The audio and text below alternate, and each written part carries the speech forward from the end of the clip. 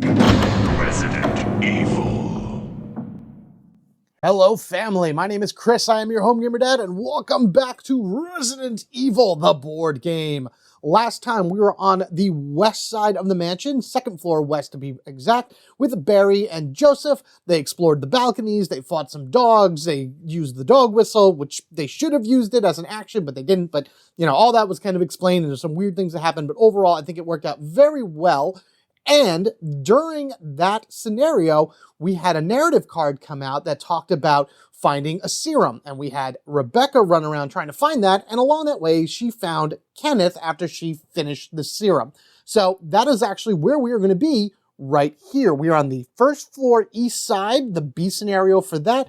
And we are going to have Rebecca and Kenneth do this map as kind of the follow-up to that narrative. So they've already made the serum, they're already together, things along that way, and now they need to explore around here in order to solve a puzzle that happens to be in front of them, and then, you know, advance that way. So that is kind of where all of this is set up. This looks small and simple right now, but I'm telling you, it's not. It goes quite a bit that way and quite a bit this way. So let's just go on over and look at our characters, and then we can go to the book. All right, here we go. Here are the characters we are playing as. We are familiar with Rebecca. We've seen her before. She's been with Chris. She's been with Barry. She is the greatest medic that you'll find within the game because she has her field medic ability and her specialist training. You can read what those are right there.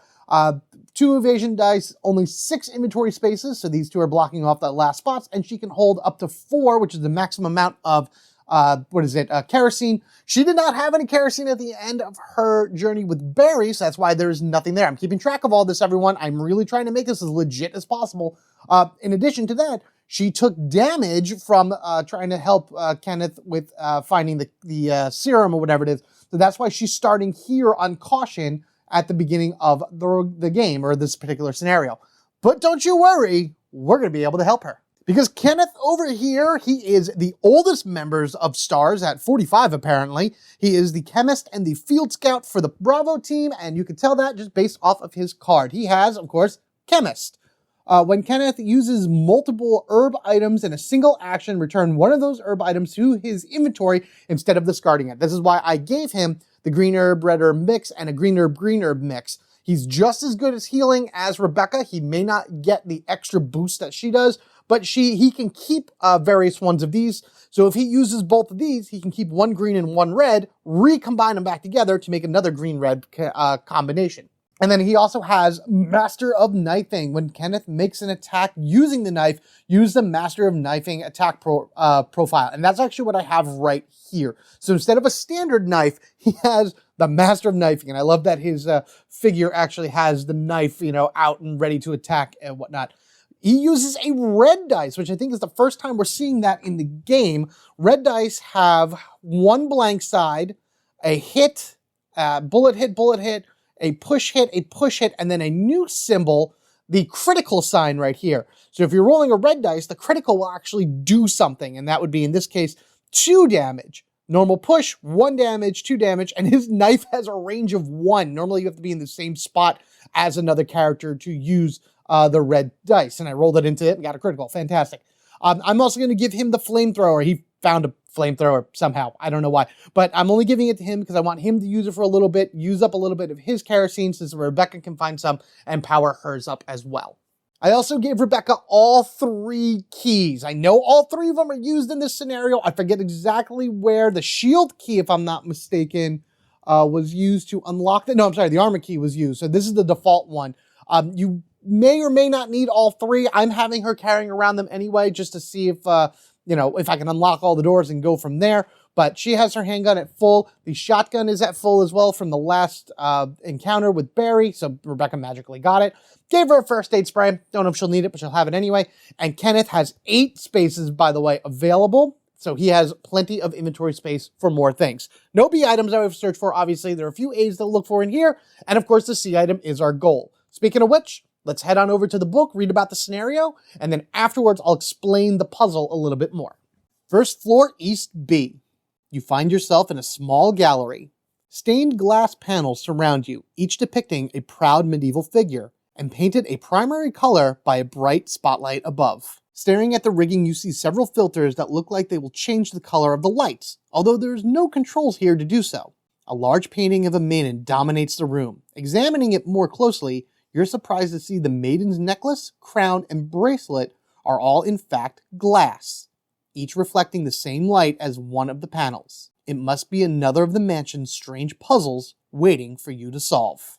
Objectives in this scenario is the characters must solve the mystery of the maiden painting. If the item C card for this scenario has been collected and each character is on the gallery tile, the players can choose to successfully complete this scenario at any time. If there are any enemies on the gallery tile when the scenario is completed, skip step 6 during the end phase.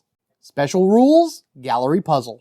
At the start of the scenario, shuffle all 4 puzzle cards and deal them face down in a row on the puzzle track. Then discard the rightmost card without looking at it.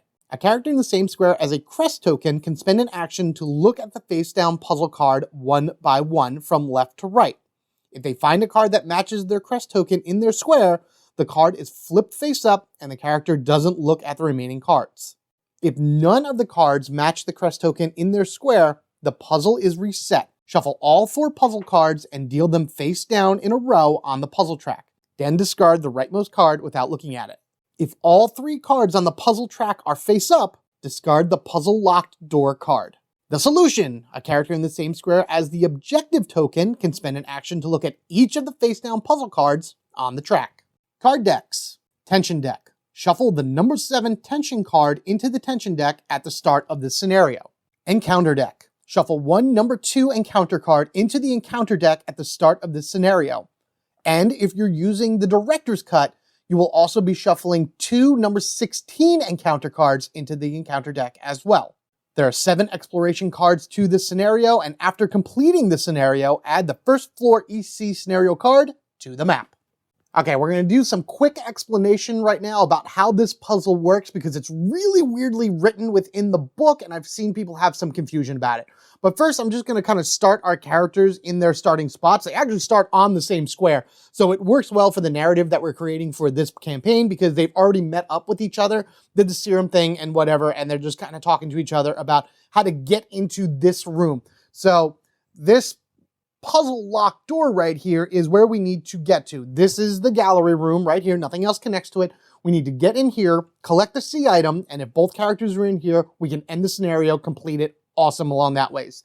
And again, if there's any enemies here, then we skip step 6, which is like a healing phase, but I'm going to make sure that doesn't happen regardless. So let's head back over to the sideboard and I'll explain the puzzle that we have to do.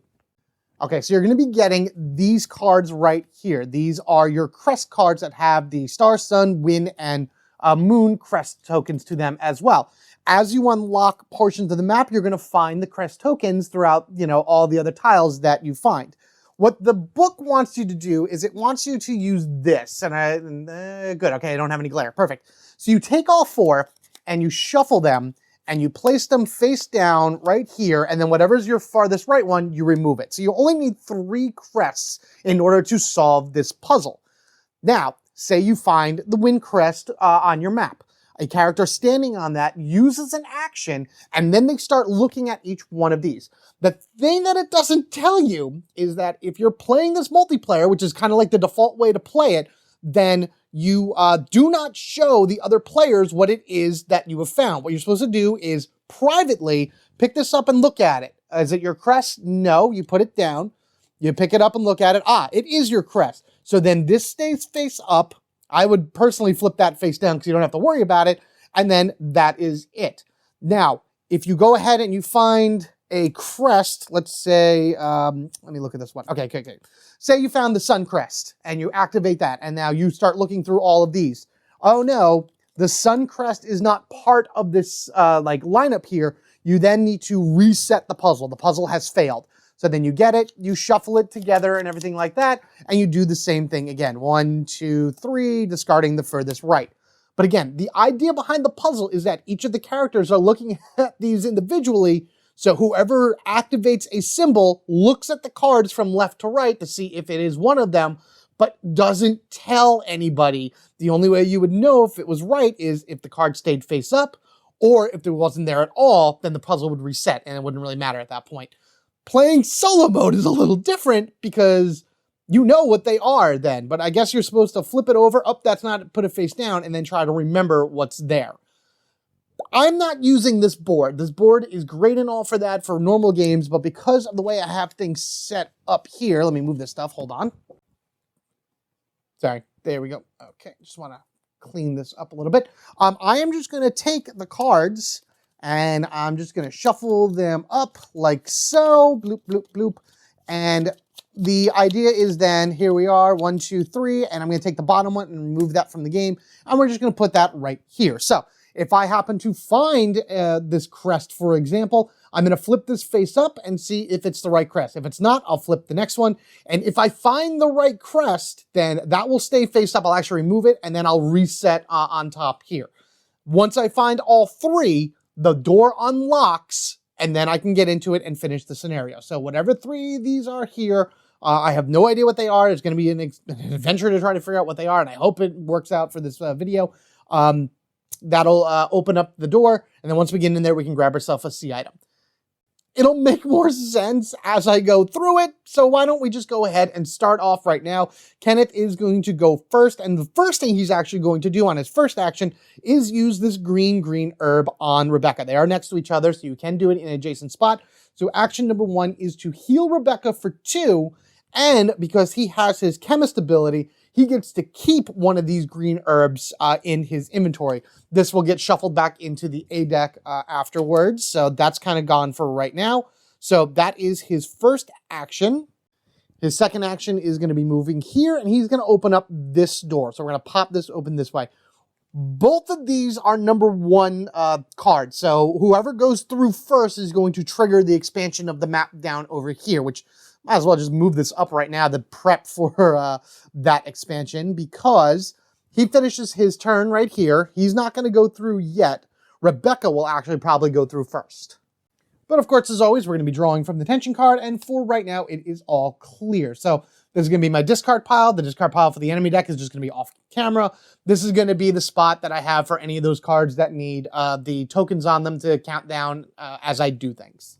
All right, Rebecca, here we go. We're going to go 1. We're going to open this up for 2, and she is actually going to walk through for 3. We're already opening up our first of 7 cards. It's very soon into this exploration of this side of the mansion. Here we go.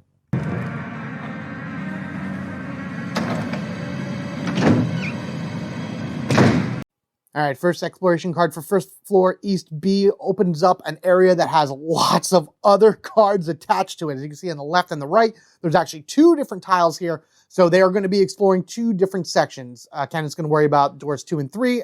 Rebecca is going to go 4 and 5. They both have a single enemy encounter, so hope for the best here. And then we'll just see, we'll see what happens.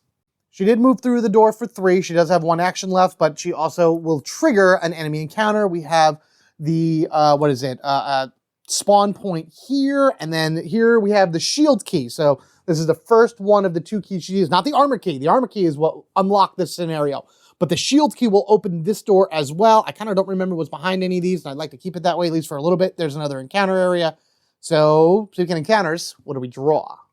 We get, as our first encounter, spawn a zombie. All right, that's simple. I like it.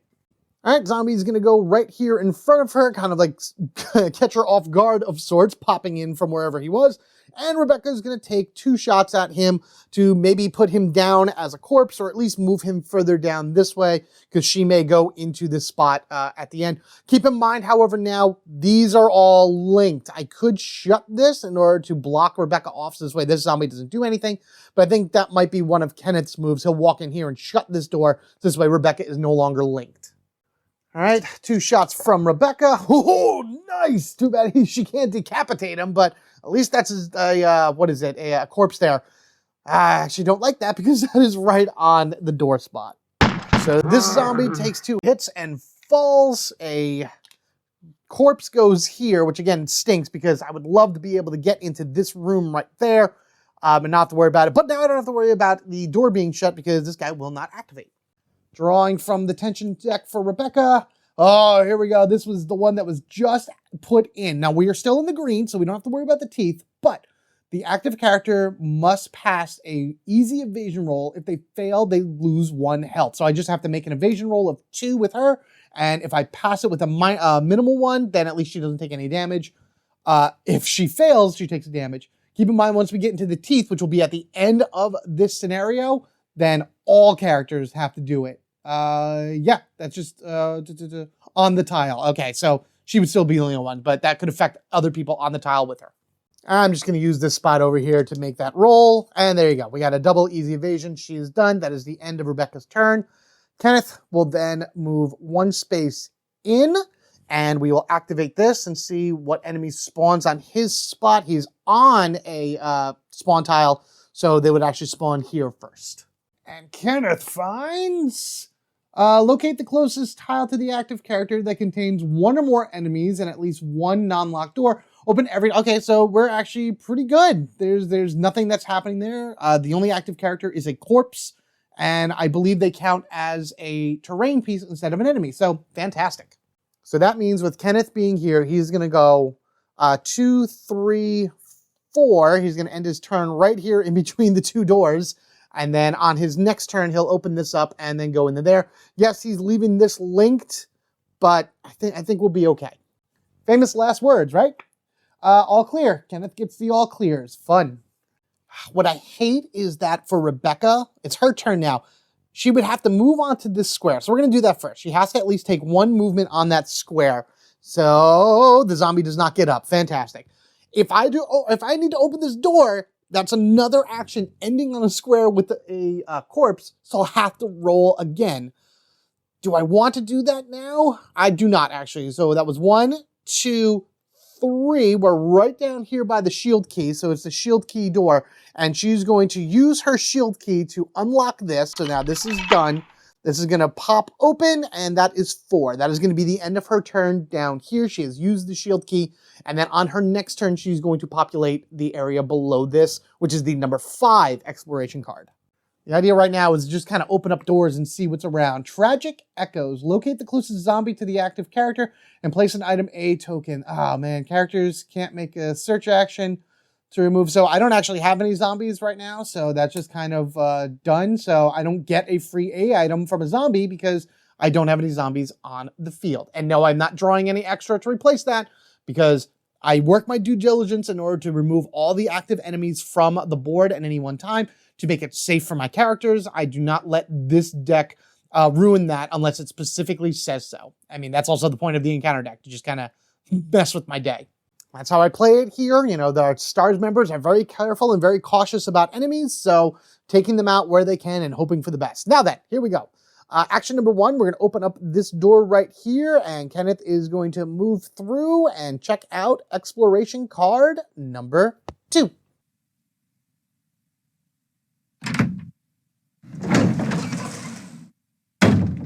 And here it is, a single room that has the solution. So this little small back room here will be able to show us exactly what the pile of crest cards that we have to hit, or the tokens that we have to hit, not in any order. We can hit them in any order. So long as we press those 3 and not the 4th one, we are golden. I am really surprised that this is not a 3-draw encounter room. Not that I want to make things more difficult for my team, but I don't know. It just seems like it was so close to the starting area that this should have at least maybe 1 or 2 encounters to it to kind of make this room a little bit more threatening and dangerous or something along that ways. But it is what it is. We open for 1, we move them for 2. We're going to move on to our key right here, and I'm just going to remove it for 4, and that's going to end Kenneth's turn, and we're going to see exactly what cards are in that pile. So again, if I had found a token, I would have to flip these one by one to see if that token is in the pile. And if it is, that one would stay face up, the others would go face down. And then if it wasn't, this whole thing would get reshuffled. But now that I found the solution, I can flip this over and know exactly what's here. We have the wind, sun, and moon. So I'm actually just gonna leave them like right here. Wind, sun, and moon. How's that look on the camera? All right, that'll be all right. So wind, sun, and moon are the solution to the puzzle. As I find these, tokens throughout the course of the map, and I activate them, I'll remove them. Once all 3 are removed, the gallery opens up and I can complete the scenario. And then also finishes Kenneth's turn. Smashed asunder. Replace the closest non-locked door with an archway. Then remove this card from the deck for the rest of the scenario. Oh, that's fun. And I moved it up to try to get some space down here for Rebecca, though I'm pretty sure I'll have to move it anyway. But here is the closest non-locked door to Kenneth. It's just right here. Basically, he must have pulled the door open hard enough in order to just go kablooey. And it now is a archway instead of a locked door. So now he can just literally go straight through to this side right here and explore down here without having to open up any doors. Anyway, Rebecca has opened up a door, so let's go ahead and walk in for one and see what she finds here. This was, again, the shield key door. This is exploration card number 5.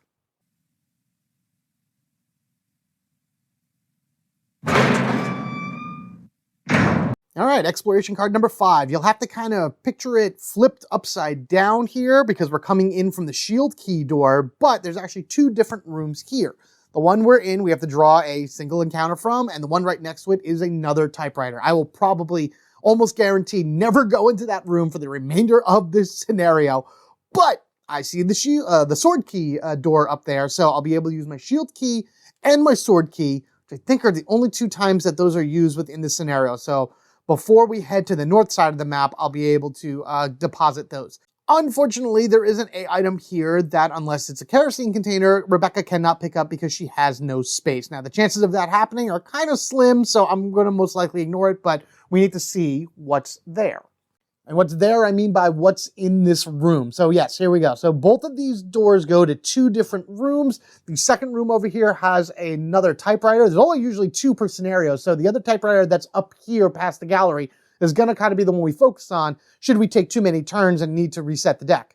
There's also a yellow encounter token here, which again, I'm never going to do. Here's your A item, barrier, sword key door, and what monster is going to be in the room. Now, she is on a spawn point, and the A item's a spawn point, which isn't so bad. Maybe if it's something spawns here, I can kind of run away, because I still have 3 actions to get out of here. All right, what comes in here? We get place a yellow unexplored token on this tile. Nothing else happens except for that. That's actually a pretty good thing. I don't think I'm going to go back for that A item, and that's going to be it. As per usual, all the good things are going to happen early in the game, so then when I really need stuff to happen, all the bad things are going to come out. 1, 2, using the sword key and unlocking that for 3. Here we go, clickety-clack right there. Sword key has been used. I actually think I'm going to end her turn right here, because I don't know if her or Kenneth are going to, I don't really remember how this populates, so I don't want her doing anything in case an enemy spawns somewhere around here and then it goes after Kenneth. So ending her turn at 3 actions. So then she'll draw from here. Waterlog. Place this card next to the character's tile. It remains in there. Characters can't use kerosene tokens on. Okay, whatever. Fine, can't use them. Not going to worry about them. I'm literally going to leave this here. I know this places next to the character's tile. It remains, you know what, I'm not even going to put this in the discard pile because this isn't going to get shuffled back in, and the one tile that she's on is waterlogged, so that's fine. This is gone. From out of the shadows, 1, 2, 3. Kenneth jumps right in here, and even though this is an archway and I don't have to open the door, he then triggers exploration card number 3. 3 is the one that would go like around here.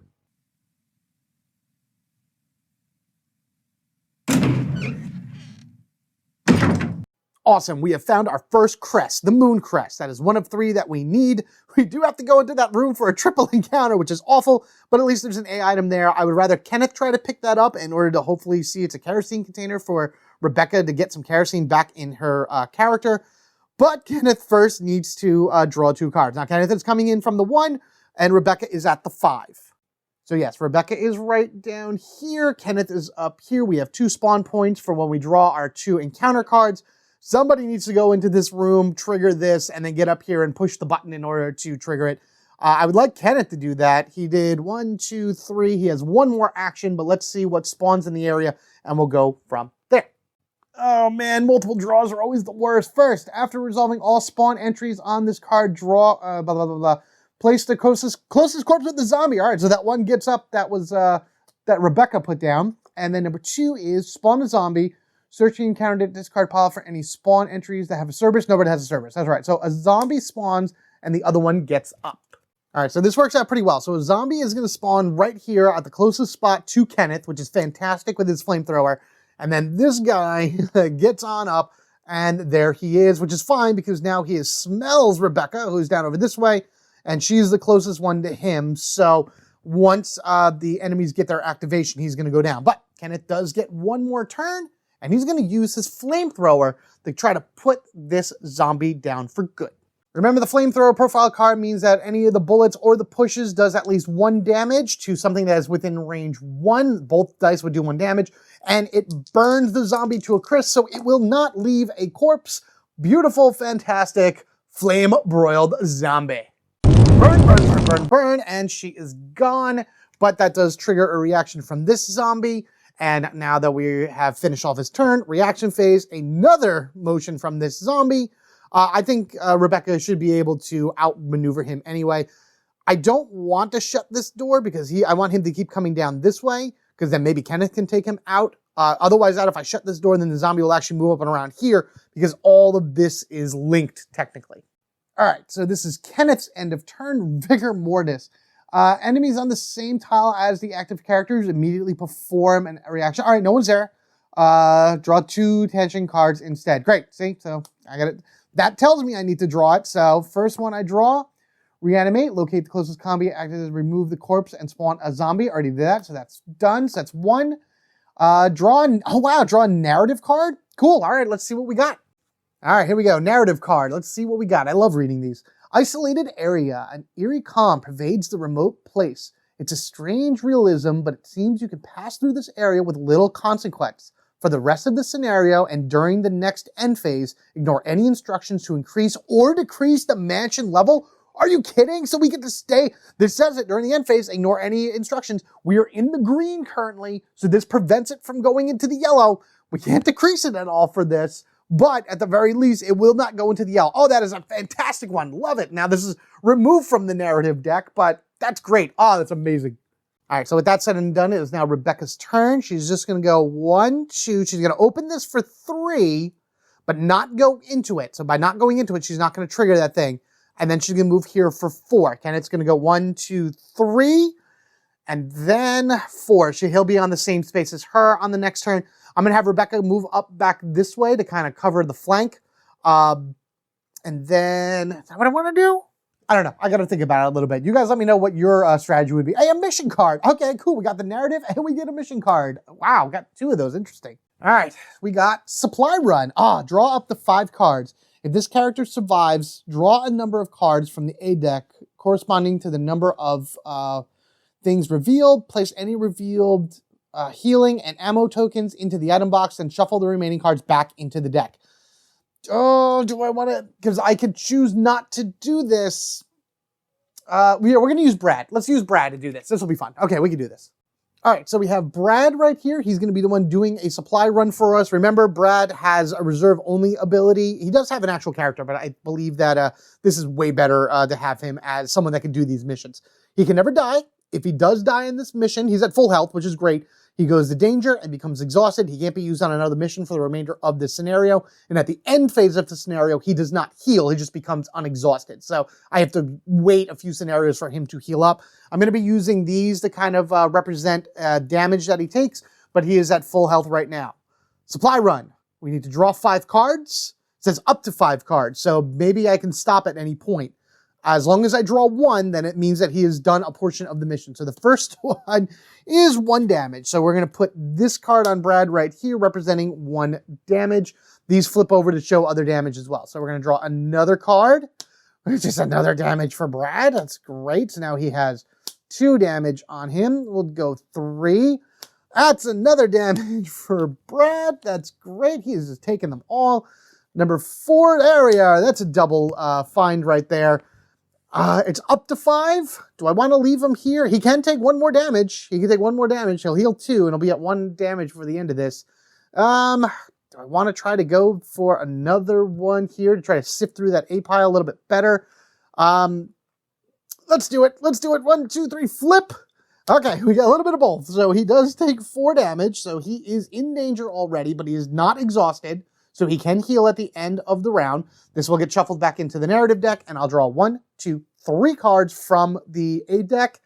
any items, so healing and ammo go into the box. The rest are reshuffled. So that's good. That's a kind of a good way of finding the propane, or not the propane, I call it propane, kerosene that I need for Rebecca.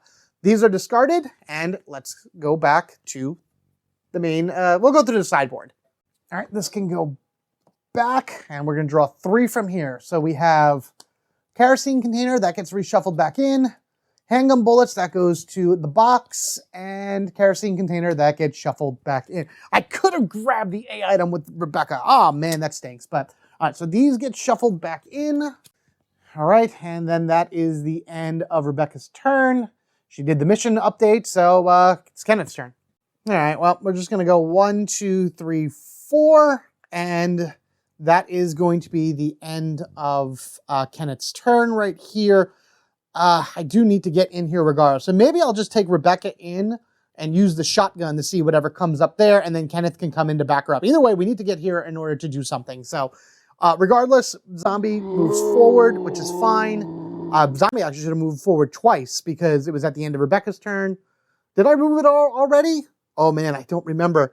I got so caught up in the mission. No, I think I did. I'm just gonna move him here. I'm sorry. If I needed to move him forward, let me know down in the comments below. If I'm right, then I'm sure I'll post it somewhere, white text somewhere on the board. So that is the end of Kenneth's turn. I just like calling him Kenneth because that's the name on the card. I can call him Ken if I wanted to, but he's Kenneth. All clear, Kenneth.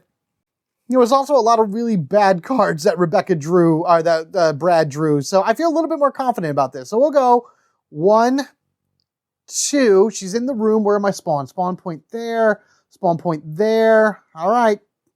Let's see what we get. All right. So 3 of these come out. First, locate the closest tile to the active character that contains 1 or more enemies and at least 1 non-locked door. Open every non-locked door between there. Well, there's really none between us and the zombie, so I think we're fine with that. Spawn a zombie. Draw a tension card. Let's see what this is first to go with it. All clear, so you can go there. So we got 1 zombie going on the field. We got 3 zombies going on the field. Okay, so that's the thing. Yeah, so I'm going to remove this, and now 3 zombies are going to go down. 1 will go here, and then that's a spawn point with 2 more. And that's actually kind of ideal for Rebecca because she's going to go ahead and take her shotgun and fire it in at this spot. Now, if she gets a bullet, sign, she'll do 1 damage to the entire space, and the shotgun has a decapitation property. Yeah, so that's right. So both of these zombies would be eliminated. Now, he would move forward as well. 1, 2, fire for 3, and then this guy would move forward, and then she would still have 1 more action. So let's see what she does. I've been rolling really good, so obviously it's time for me to only get, well, at least 1 of them goes. That's fine. 1 can go. 1 is better than none, as they say, so at least 1's gone. And now this guy would move in, this guy would move in, and this guy would move down. So now we're going to start really get ourselves a little bit problematic with the amount of characters, or amount of enemies we have here. What I am going to do, what do I want to do? I'm going to attempt to make an evade roll. I'm going to make an evade roll, and I'm going to move Rebecca to this spot. Now, regardless of whatever spot I walk at, zombies are going to come at me, and I want the 2 of them on the same spot. Because I think what I would like to do then is have Kenneth move in, and then I could take another shot. No, evade roll. Evade roll. First, we're going to do an evade roll. What's my result? All right, it's a minimum. So I am going to move over here. So I avoided the attack. That is Rebecca's 4th turn. Both zombies move in on my spot for the reaction, and then this guy moves in as well. Kenneth is going to go 1, 2, and uses flamethrower in order to hit here. Now that is, I don't think that's a spread. No, it is. It is. The flamethrower is a spread. So he just needs to roll a hit and be able to burn both of these zombies to a crisp. And he'll be able to save Rebecca. So that'd be 1, 2, 3. And then he can actually stand right here on the A item for 4 to pick it up on his next turn. Whereas this guy is just going to kind of start shambling in. So that is the end of Rebecca's turn. Of course, the tension card, because I always screw this up. But we got an all clear, so that's good. So now, as I said, Kenneth's going to go 1, 2. And he's going to use the flamethrower and go right at these guys. Let me grab these dice and give it a roll. Just needed success. 1 good success. I got 2 really good successes, but it doesn't really matter because I did what I needed to do. He ignites the entire tile, and both of those zombies are gone, fried up and away. But then this guy kind of comes over here and is like, what was that noise? You know what? Yeah, we're going to go ahead and do that. And again, fourth move, he's going to go up here and stand on that A item. That is fine by me. And now he is going to shamble into the room. We're going to just probably end up locking this zombie in here because I don't have to worry about the mansion danger level increasing or decreasing depending on enemies on the tile. So we can kind of maneuver around this guy and go from there. All right, Kenneth, what do you got? You got cornered. Locate the tile to the active character where there are enemies but no characters. Remove enemies, blah, blah, blah, blah, blah, blah. So there are nothing there to really do that because we killed everybody and that guy moved into the room. So he would have actually done this if he didn't move into the room. So there we go. Rebecca, we're going to go 1, 2. She's going to activate this for 3. So we're going to flip that over. And then 4, we're going to go right here. And that's going to end her turn. So then by activating it, we get to go ahead and remove this from the stack. So now we need to find 2 more crests in order to activate them in order to unlock the gallery. End of Rebecca's turn. Kind of maybe sort of all clear. I do got to remember that this guy actually moved on to Rebecca's space as well. So we're going to go ahead and first action is pick up this A item that Kenneth is standing on. If it's, kerosene, that's going to be great. Of course, I drew the 2 kerosene from the 1. And all right, cool. Kerosene, now this comes out and we get to place 3 kerosene containers on his space. All right, so I can take 3 kerosene tokens and put them right here. A character can jump on this space in order to refill the kerosene. So that's what Rebecca's going to do. So that was 1. So I think for his second action, he's going to use his Master of Knifing. He's going to go ahead and from a range 1, because that's what it has, he can hit this zombie. And I'm going to go ahead and use our red dice for the very first time here. Let's roll it, and that is a 1 single hit. So that zombie falls to a corpse, which is fine. So now Rebecca doesn't have to deal with the zombie, even though, on her turn, she just moves off of it and doesn't have to deal with it either. Beautiful. So 1, 2 for knifing, 3, 4 out the door. I love it. He's so good. That's great. Oh man, that's why I have the knifing. For zombies that I just kind of want to turn to a corpse and leave, or any other creatures that have like 1 health to them that just need a little stab in the face in order to get rid of. With that said, boom, respite. The character begins their turn on the tension discard. Okay, so I'm gonna leave this here, but I'm gonna go ahead and grab.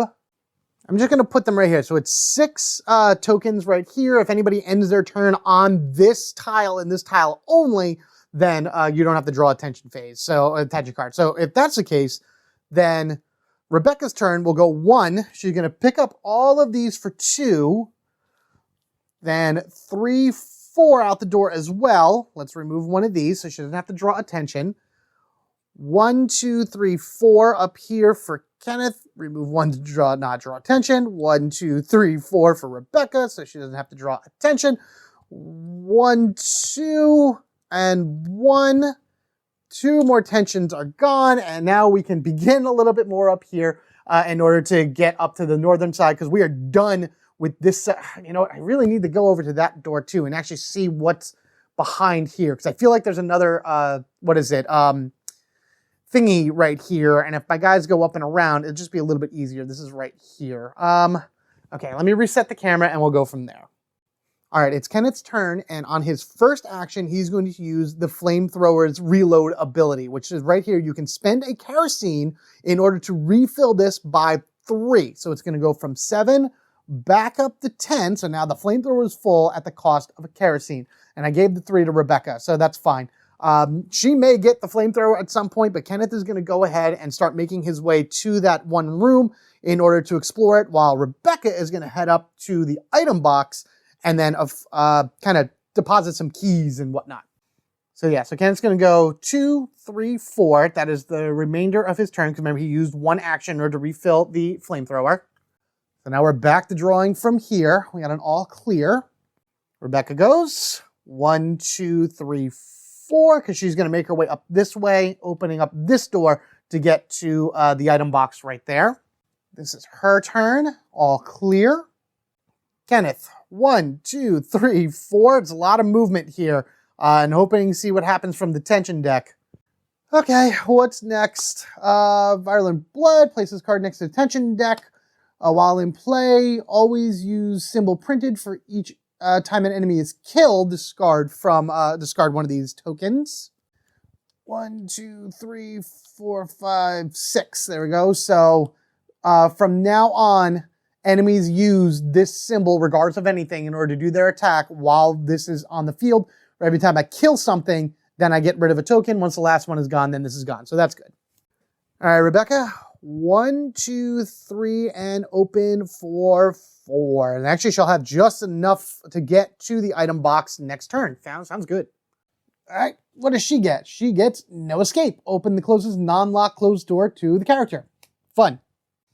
That is actually this door right here, if she wishes to go into it, which I think, yeah, that should have a double encounter. Yes, that has a double encounter on it, but she needs to go over that way. Kenneth, 1, 2, open for 3. I'm afraid to go in for 4, so where he's actually just going to end his turn right here, and then on the next turn, he'll spawn this area, because he may just need to run in, do what he's got to do, and get out. And you get all clear. All right, Rebecca, here we go. 1, 2, 3, and interacting with the item box for 4. All right, as you can see, here is the list of things. I'm actually going to leave all the keys in her inventory. I'm not 100% sure what else is forward. I haven't really looked, and I'm kind of curious. But at the very least, I'm going to put the first aid spray that she has back into the box. So now there is a 4th first aid spray there. Yeah, I know I probably shouldn't do that, but we've been doing pretty good about keeping ourselves healthy, and I want to give her at least 1 space of inventory, so that's going to go in there, and that's going to be the end of Rebecca's turn. Oh, I hope this works out well for her. No escape again. Another no escape. So she has 2. Oh, that's good. That's really good. Because then this door right up here is definitely swung open, so her next turn, she may be able to get into it. This is a stuck door. Come on. There we are. Good. We'll put it this way. Kenneth's turn. He's going to walk in.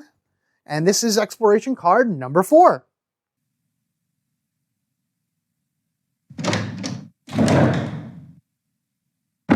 And this is exactly what I'm talking about. We do not need the star crest because that was not part of the other 2. We need the wind and the sun crest, which is fine. That's good. That means they're all above us. However, we still need to draw 3 cards, and whatever spawns in here is going to be spawned and left here for the remainder of the game. So I just wanted to show right here, Kenneth only used 1 action to come in, so we're going to spawn whatever needs to spawn by drawing the 3 tension cards using this, and then his next action is going to be 2, close for 3, 4 right there. All right, let's see what's in this room. First, we have a zombie, so that's 1 zombie. After resolving all spawn entries on this card, replace the closest corpse with our crimson head.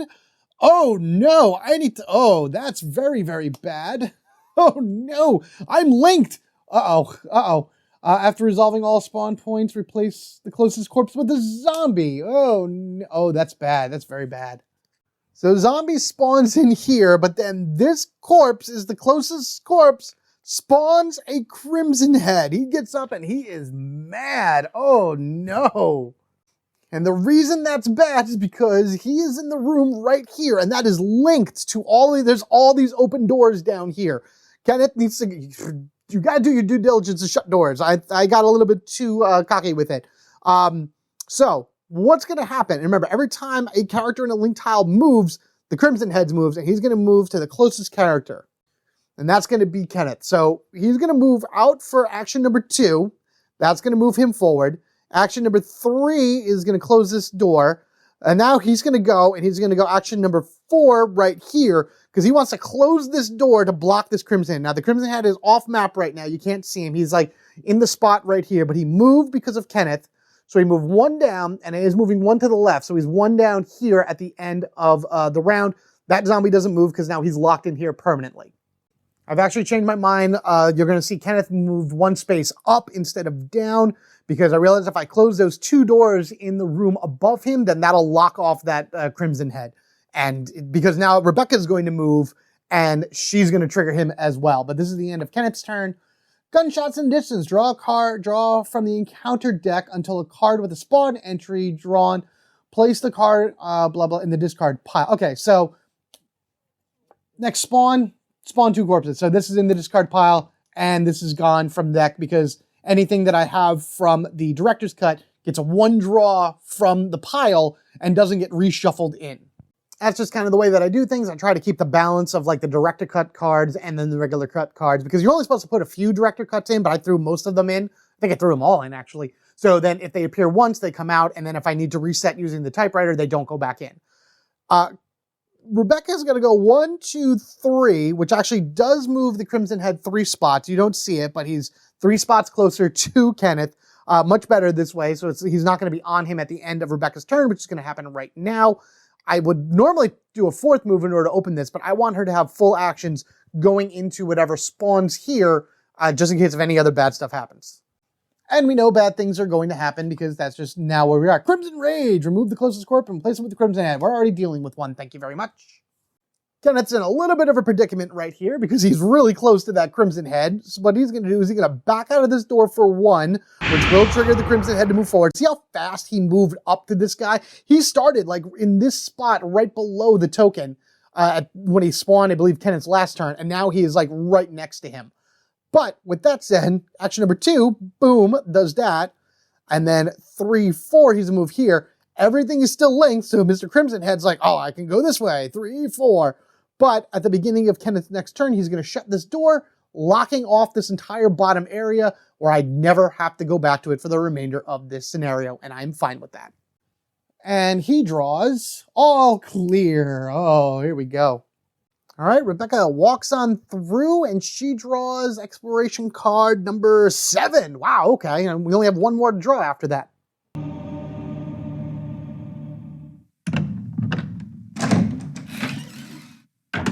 All right, orient that around to the side because the S is where we came through, and we have a lot that got added on from this particular exploration card, including the Sun Crest, which is what we need in order to push for the next thing. And also, as you can see, we need the armor key, which we have in our possession, which is great, and the sword key, which will unlock number 6 exploration card. But also, Kenneth could also unlock number 6 as well. Man, oh, but we also have to draw 2 from where we are. This is going to be interesting. So I do have 3 more actions. We do have to draw from here. We got a little barrier right there. I could go this way, because I think what's great about the armor key is you can use it, unlock it, and then you can just go 1, 2, 3, 4, and then like you still have to trigger, but you can kind of get out of the room faster that way. Whereas here you need to go all the way up, do what you got to do, and then get out of here. It's kind of a longer route to go back and forth if you have a bad draw 3, which I'm sure we're getting some bad cards soon, but let's see what these 2 give us. Coming to the end of the encounter deck, gonna have to reshuffle it soon. Number 1, after resolving any small entries on this card, each enemy on this tile and linked tiles is perform a reaction. So, all right, so that's fine. I don't think anything's gonna really perform a reaction. And spawn a Cerberus, that's our first puppy that is on this field. All right, Cerberus is going to go here. Technically, the Crimson Head will perform a reaction. I'm not going to show that. He is way off camera, and he has to go all the way up and around before he's even dangerously close to Kenneth at all, so don't worry about him. Kenneth is going to block him off soon anyway, so that's what it is. We got 1. We still have 2 more actions. I can't see him. I don't have line of sight because of this, but I can go 2, and I can take a few shots. I'm actually just going to take a full 3 shot at the dog, trying to increase my chances of just kind of defeating him fully and getting him off the board. Now's the time to start use them or lose them when you have your shots. There we go. Beautiful. Firing off the dog. Goodbye. 2 clean hits, and down he goes. All right, good. So that's at least 1 more enemy out of here. And I can actually take a thing off the Virulent Blood, which is fine by me. So 1, 2, fire for 3. I'm going to move here for 4. Do I want to do that? No, I'm going to move back here for 4. I'm going to move back this way because I'd rather go up and around here. Yes, I'm going to trigger both of these, but I think that's the best thing to do. I also think Kenneth coming up here and staying with Rebecca as we explore this side is also the best choice of action. So I get rid of one of these, which is fine, and she has Gnawing Fear. If this character leaves their current, they must draw, so if she leaves this spot on her next turn, she has to draw an extra. I'm going to leave this to the side just so I can remember. But I'm going to make sure she doesn't leave her next turn. All right, Kenneth is way down over here. So turn number 1, he's going to shut the door. And now we don't have to worry about that Crimson Head anymore because this entire spot down this way completely cut off. And I think I'm going to do that other thing. So 2, 3, 4. So he's in this room now, and he has to go up and around to meet up with Rebecca. But he'll be a little bit behind her, but I think he'll be okay in order to try to stay as close to her as he can and protect her and heal her in addition to her doing her thing. And then they'll just explore these areas together because we only have 2 more things we have to hit. One here, and we know the other one's somewhere over here. Kenneth is supply cache. Place this card next to the attention deck with 5 wound tokens. Each time blah, blah, blah is killed or a corpse is used from a kerosene token, discard a card. Okay, so then this will go here. So this is 5, just like the virtual and blood, which is right below it. And then they both go away if something is killed. So if I defeat enemies, then we can start picking away at these little markings here and then get us some good items. We still have a decent amount to go in the attention deck, so we should be pretty good. I don't think we need to reset it anytime soon. And again, if Rebecca leaves, she has to draw another one. So it's 1, 2, open for 3. And just so she just draws 1 tension card, she's going to stop right there. So we'll go ahead and draw her 1 as an all clear. Sounds good. Kenneth's going to go 1, 2, 3, and then he's actually going to stay right here on the typewriter. Well, he has to. That's 4. Because he's going to draw, Rebecca's going to draw, and I think his first turn, he may just reset the deck just so they have enough cards in order to be able to do what they got to do for the rest of the scenario. A lot of things came out, but a lot of things are still in here. Flickering Lights. Place this card next to the active character. It remains in play for the rest of the scenario. If a character is on this tile successfully attack, they must re-roll that attack. All right, so this is now out of the deck too, which is fine. This is gone because Rebecca's turn ended and Flickering Lights is on this tile for the rest of the game, and that's fine. Rebecca goes 1. We'll draw 1 from the encounter deck. And she finds spawn a corpse at the end of the active player's tension phase. Replace each corpse with a zombie. She can't even get rid of it, unfortunately, so that's going to turn into a zombie. So that's going to spawn here, so she moved in for 1. 2, she's going to use her armor key to unlock this for 3, and once you unlock it, it automatically opens it. I don't know if I did that before, but it is what it is. And then 4, she's going to go up here to the sword key, and then maybe on her next turn, she'll unlock this one as well, just to have open doors and everything for everyone to move around. And then this guy gets up, and it's a zombie. We actually still have plenty to go. I'm going to change my plan. So there's that. Kenneth's now going to go. So it's the end of the turn, so he did not get a reaction phase. That's why he's stuck right there. Kenneth, however, is going to go 1, 2, 3, 4 right here. And then what's going to happen is the end of his phase is going to happen. Reaction phase is going to go. I'm going to have it move up this way. It's not going to matter which spot, but I'm going to have the zombie kind of lurch himself this way. So he's in line of sight of both of them, just in case. Actually, no, we're going to move him right there. I have a better plan for Rebecca on her next turn, which is going to happen after we do this. All clear. And remember, well, the zombie doesn't get the attack yet. No, because it would have to lurch forward in order. It moves first. It doesn't get a move and an attack. It only gets a move or an attack. But the zombie's going to do a bad attack on his turn if I don't do something about him. But you know what? Let's just go ahead and do that anyway. I'm going to turn with Rebecca. She doesn't really need to turn, but I like doing it thematically. We're going to, again, just fire 3 shots. Might as well use them or lose them type deal. Into the zombie. If we can push him and turn him into a zombie right here, then that would be ideal. Let's see what she gets. Even if I just push him, I just need to push him away and get him out of there. All right, so I got 1 push. That's fine. As long as he's a little bit away from her, I'm okay. I'm going to push him, boom, right there. So now he is technically closer to Kenneth, so on the reaction phase, he's going to move 1 over right in front of Kenneth, and Kenneth can knife him, which is fine. So that was 1. She's going to unlock this with the sword key for 2, so we can remove this and kick this open. 3, and what the heck? Let's have her take this A item. She does have the space for 4, and that will end her turn. So she got kerosene container. So 3 kerosene are going to go right there on her spot. That's pretty good because Kenneth could refill and she can actually get a full, which is fine. The zombie would move, and it's actually equidistant between the 2 of them, but it would always go to the active character. So unfortunately, it's going to have to go 1 space towards Rebecca. And then Rebecca draws Disease Claws.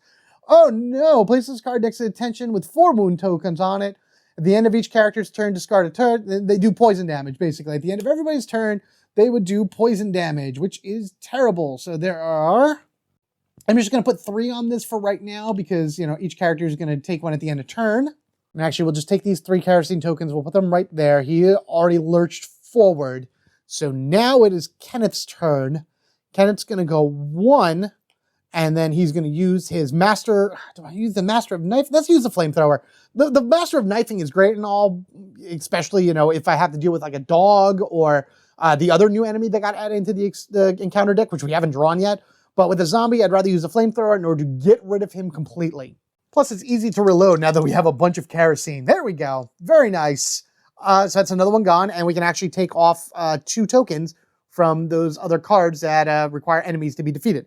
All right, so he ignites this guy, so that is gone. Fantastic. 1, fire for 2, 3.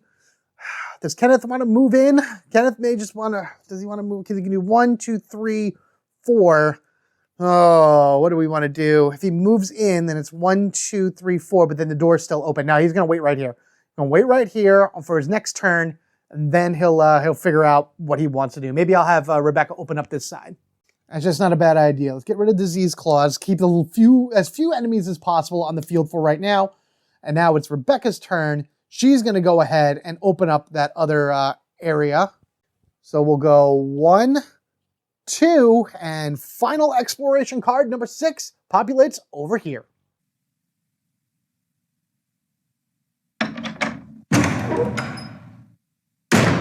And it's exactly what we expected. There's the Wind Crest, the final one that we need. So maybe I'll have Kenneth go grab the Sun Crest, and then Rebecca can go grab the Wind Crest. We should be fine. We have plenty of healing between them, and we'll be all right.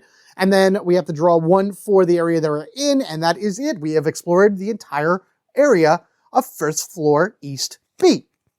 And then you can see, like, there's a lot of interconnecting rooms that you need all those keys for in order to be able to give you those shortcuts. So I'm glad that Rebecca held on to all those keys just in case of what she needed and whatnot. So there you go. That's what it is. What she was here. 1, 2, let's draw this, because then she'll go 3 and open that for 4. Well, it depends on what spawns. Because, of course, any enemies are going to go right in front of her, and it's a Cerberus. So 1 Cerberus right in front of her that she's going to take care of.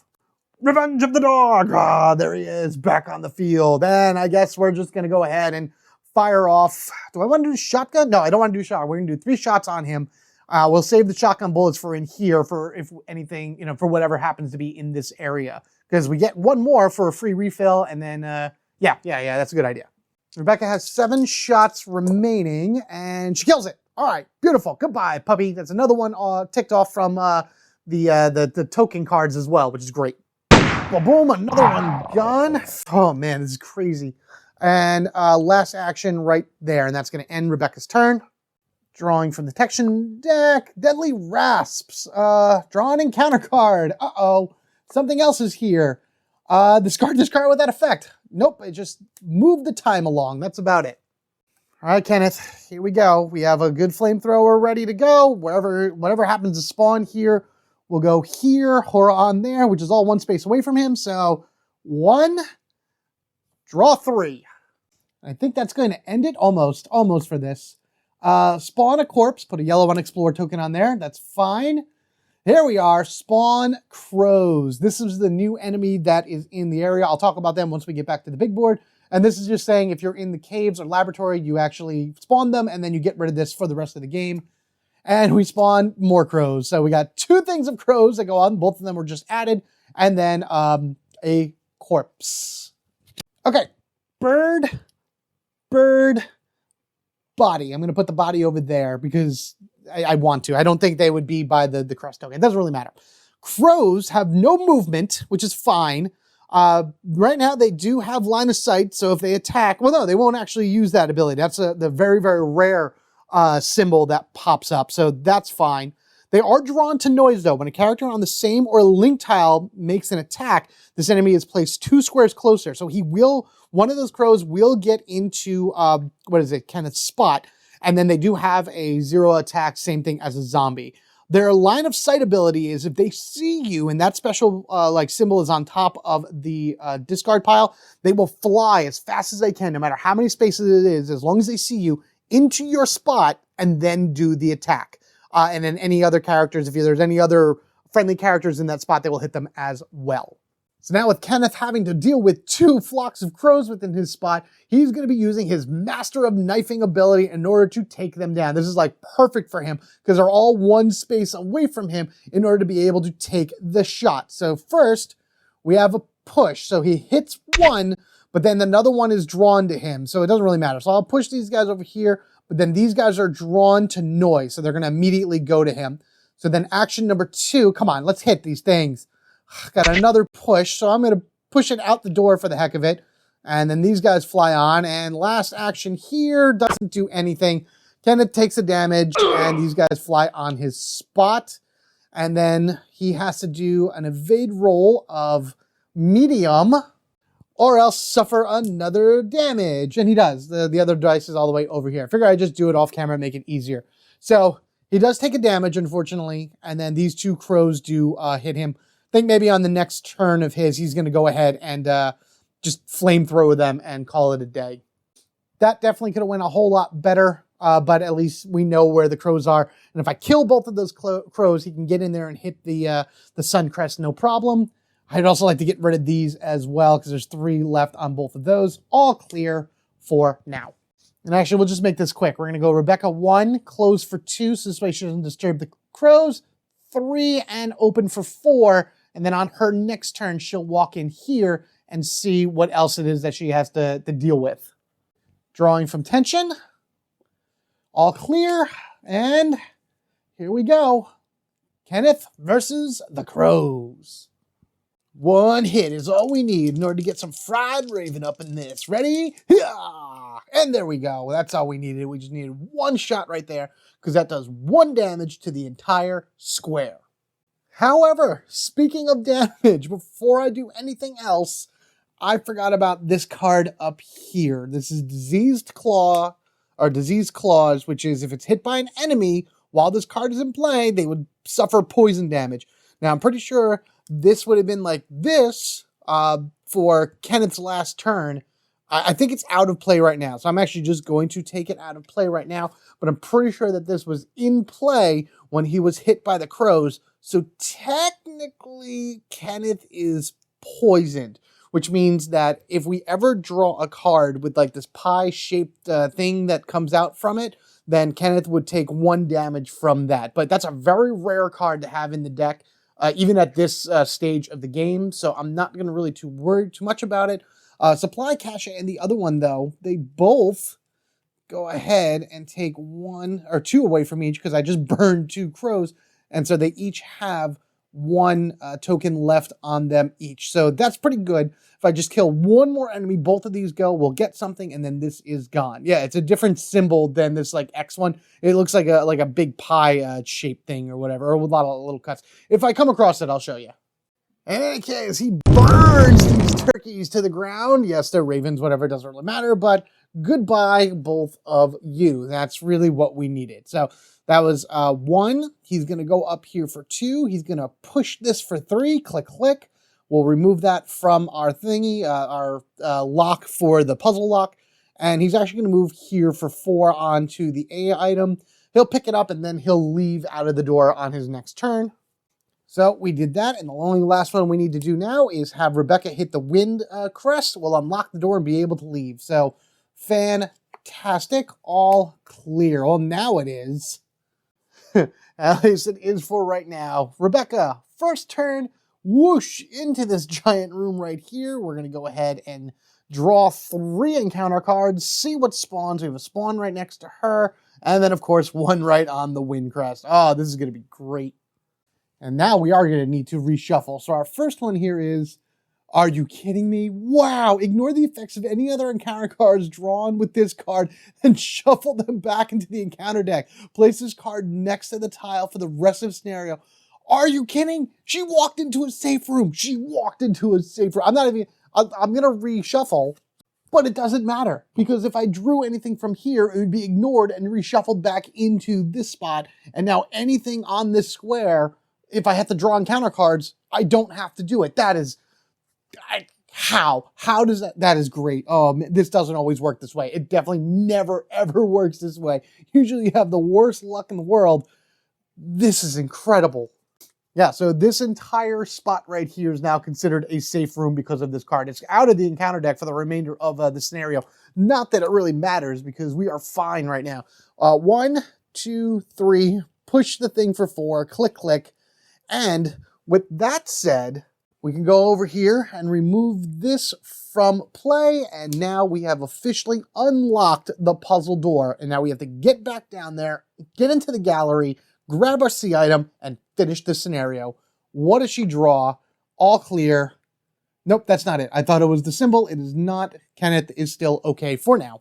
So we got to make our way down over this way, and I figured might as well just have them both pick up their A items, and we'll make our way down. So action number 1 is going to pick up the A item, 2, 3, and he's going to go 4. I know we might be wasting some time right here, but I'm going to have him right here on this spot for the, what is it, the kerosene tanks. Thank you, kerosene container replacements, because he'll fill up the flamethrower after using it, and then he'll grab this and refill his own kerosene.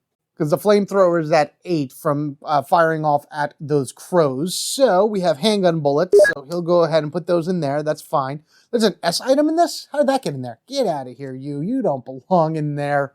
It was handgun bullets, by the way. Whatever this S item was handgun bullets. I guess I must have thought it should have gotten shuffled back in, but that's all right. I bet you I have a pair of handgun bullets in my inventory that shouldn't be there. I don't remember. Whatever. This doesn't go in the A deck. That's also going to end his turn, so we'll draw from the tension. All clear. That's not going to be that way forever. All right, Rebecca, 1, pick up for 2, 3, 4, and she's going to get out of here as well. Let's see what she gets. She has 1 inventory slot open. Please be shotgun shells. Nope, it's kerosene container. I'm not even going to bother putting that on, because I'll have her take whatever the kerosene's left from where Kenneth is, and that's going to be that. So that'll get shuffled back in there later. End of her turn. All clear. I probably didn't even need to do that, honestly. I have 2 shots left in the flamethrower, and that's going to get refilled at the end of this anyway, pending we don't have anything else to fight. But Kenneth's actually going to go 1, open for 2, so this way Rebecca can get in, and then 3, 4, and start making his way down to this area right here to get that door open. And then he draws Overrun. All right, place this card next to the tension deck with 3 wounds. Each time an enemy is killed or corpse removes 1. At the end of the scenario, while this card... Oh, are you kidding?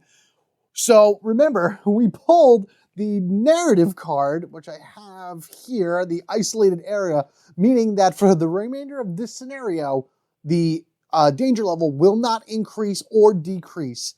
Overrun would be terrible right now because I would need to kill 3 enemies to get rid of it. And if I do not get rid of it, then the danger level would go up by 2.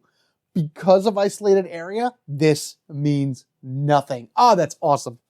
All right, Rebecca, 1, 2, 3, and she's just going to stay right here for 4 because I want her to refill her fuel to full. I know I didn't do it for Kenneth, but I don't really care right now. It's fine. He can be with 2 kerosene. I don't really worry about that.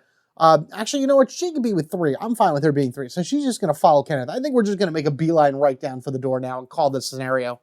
We don't have many tension cards left, so we really should probably do that. Treacherous Footing. Place this card next to the active character's tile. It remains in play for the rest of the scenario. If the character begins their time... Oh, man. So that means everybody gets 3 turns next... three actions next round. All right, so this is like right here. So it's 3 actions now everybody has to take. So Kenneth's going to go 1, 2, 3, and that's going to be his turn. But at least now, I mean, Rebecca's going to only be taking 3 her turn, but after she gets out of that room, then that's fine. So I guess like maybe some floorboards or whatever started to give way, and they lose one of their actions. I wonder if I should just reset the tension deck just to be safe. If the next character is on the same tile at the start of their tension phase as they begin their turn, they must draw 2. Guess what? She will not be, so that is fine. Because she's going to go 1, 2, 3. Yeah, she's going to be always 1 step behind Kenneth. Pending he actually, maybe he will reset the tension deck. All right, let's just out of curiosity here. I'm just curious. So that was her turn, so she gets an all clear. Kenneth, Rebecca, 2, 3, 4, 5, 6. So they would get 6 turns each. That should be enough. And we're going to actually do this a little bit quicker. I'm going to put the tension deck right here because we're not going to be in this spot. So Kenneth will go first. 1, 2, 3, 4. He's right there. He'll draw an all clear. 1, 2, 3, 4. She's with that. And we draw. These aren't all going to be all clear, by the way, but it just kind of makes us go a little faster. So this puzzle lock right here. This has been officially defeated, but we can go 1, 2, 3, and with the door being as it is, we can go 4, click, click, and throw this open. I don't think the door opens up like on its own. I think we have to go there and use an action to open it, but we have completed the puzzle. So then this is completed off the board, all clear. Again, not the symbol, thought it was. The last all clear was also fine. 1, 2, 3, 4. Now they're on the same spot together. Shattering glass. Draw an additional tension card. We are not in the teeth, and nor will we be because of the mission. I'm sorry, the narrative card. So that is awesome. So draw another one for her. There it is. There it is. That's the symbol. That's the symbol. Looks like this weird pie thing. And because of that, Kenneth does take a damage, unfortunately.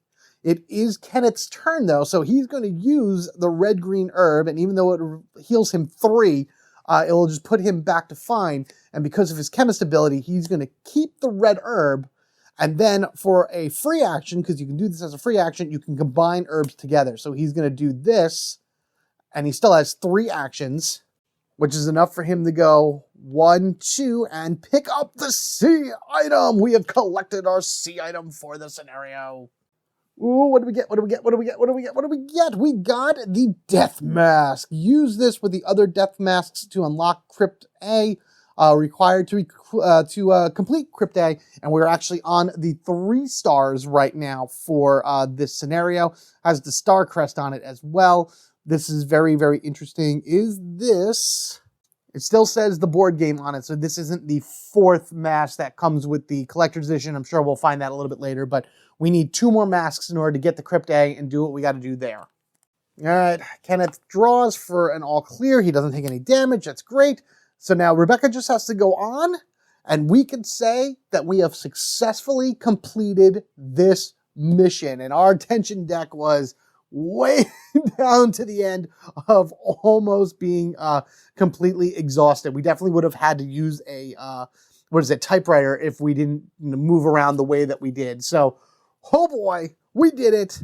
The great team of chemists and healers working together got our C items, beat first floor East B, and that's pretty much that. So let's go and start doing the end phase and then wrap it up. All right, step 1 for the end phase. Increase the mansion's danger level by 1. We do not have to do that because we pulled that narrative card. Now, we're never going to see that narrative card again, but this is a great time to do it because we are still in the green. We are the very last spot of green. This would have put us to the amber, but we are safe for now.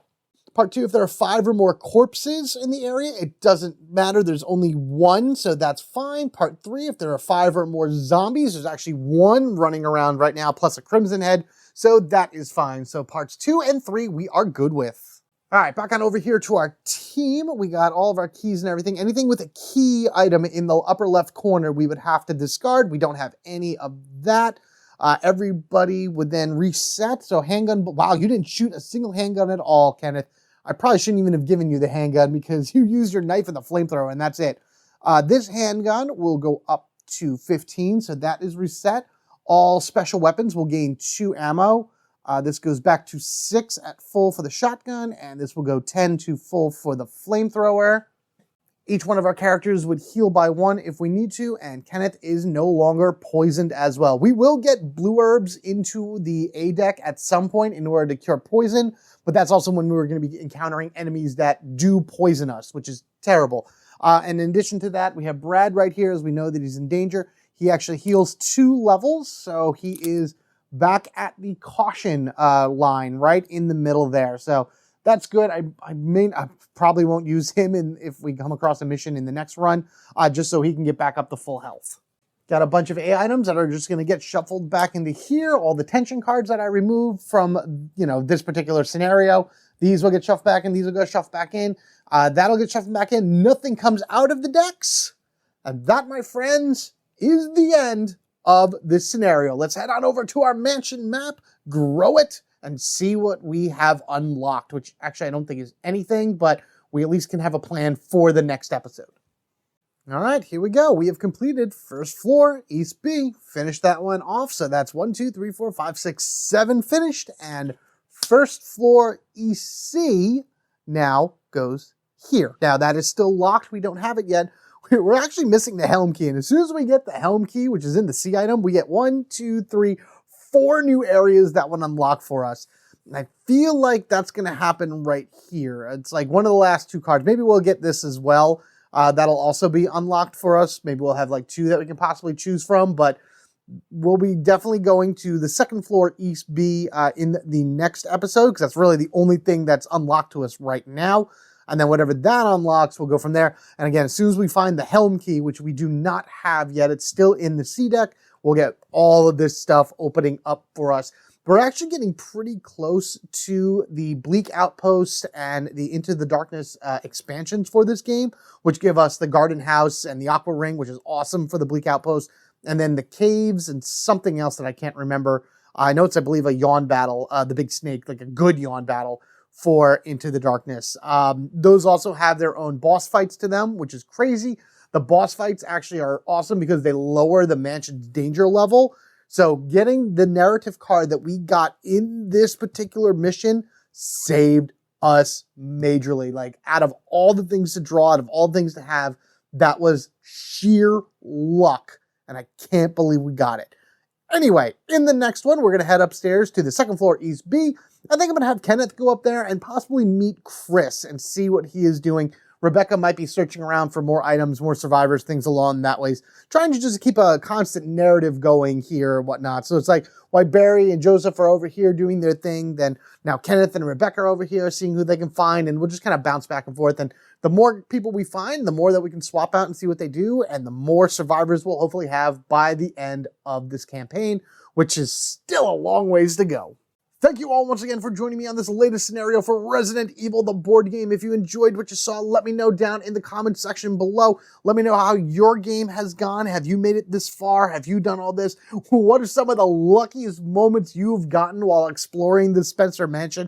This is going to be my #1 for sure. I 100% am going to believe that, that this is probably the luckiest mission I have gotten throughout the course of the game, and it's just going to get worse from here. If you enjoy again what you saw, be sure that you are subscribed to the Home Gamer Dad so you don't miss any future Resident Evil board gaming action or any other fun video I happen to put out for you to enjoy. If you wish to support the channel even further, there are ways to do that down in the description section below. Memberships will get you this early, and I think maybe I'm going to have 1 or 2 exclusive videos coming out within the next few months or whatever, just kind of based around Resident Evil, just kind of stuff kicking around with my mind, but that would just be for YouTube members or Patreons. Otherwise, that, in all honesty, your view, your like, your share, your comments, all of that stuff, your subscriptions go a long way to helping the channel grow. I thank you all so much. Greatly, greatly appreciate it. Take care of yourselves and each other. We are family forever, gaming together. Until the next time we explore the top area for the second floor east section of the Spencer Mansion. You guys have a good one, and I will catch you later.